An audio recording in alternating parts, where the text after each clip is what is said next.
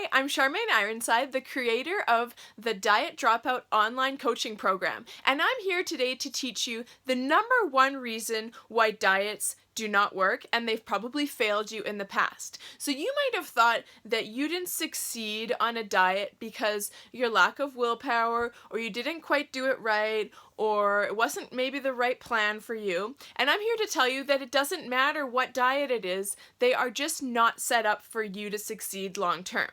So other than ruining your metabolism, being really boring, not allowing for freedom and fun when you're eating, being really stressful to try to follow, and 100 other reasons why diets stink, the number one reason why they don't work is that they don't address the underlying reasons that drive you to eat, such as emotions and long-standing habits. So diets are like a band-aid solution to a much bigger problem. So let me explain. When I was younger, I used to get recurring yeast infections, and I'd go to the doctor and I'd tell them my symptoms and they'd give me a pill.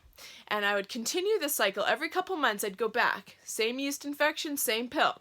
And finally, after a few, rounds of this, I'm like, this is really weird. Why do I keep getting the yeast infection? And so I went to a more naturopathic doctor and I just explained what was going on and a couple small tweaks to what I was eating, and I never got a yeast infection again. And it's been over 10 years since I experienced that issue.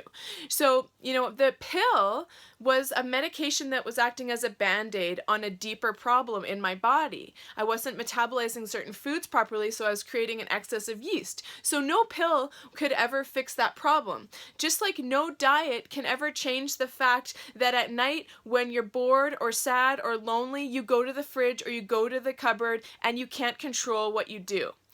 And you're not alone. I was the exact same way. For about 20 years, I tried to diet and restrict myself, and I would go up and down. I went for between 125 pounds to 200 pounds multiple times in my life.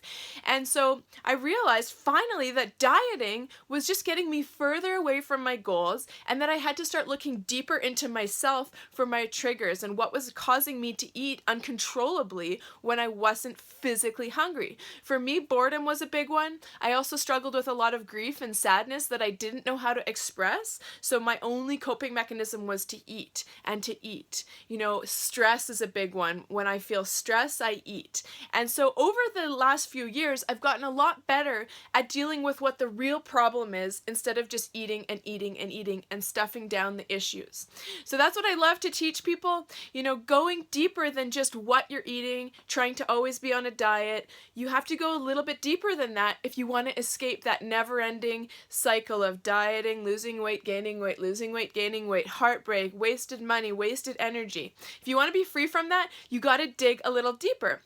So in my next video, I'm going to share some of my tips and techniques for dealing with difficult emotions without food, which as an emotional eater, that can be really challenging.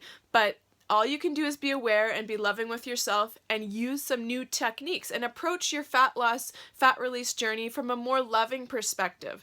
And what you've done before, the diets have not really worked, and you're not alone on that. 95% of dieters gain back all the weight they lost, and usually more within a year of finishing the diet. And most dieters don't even make it through day 3 of a diet. So you're not alone in that diets don't work, but I'm here to show you a better way.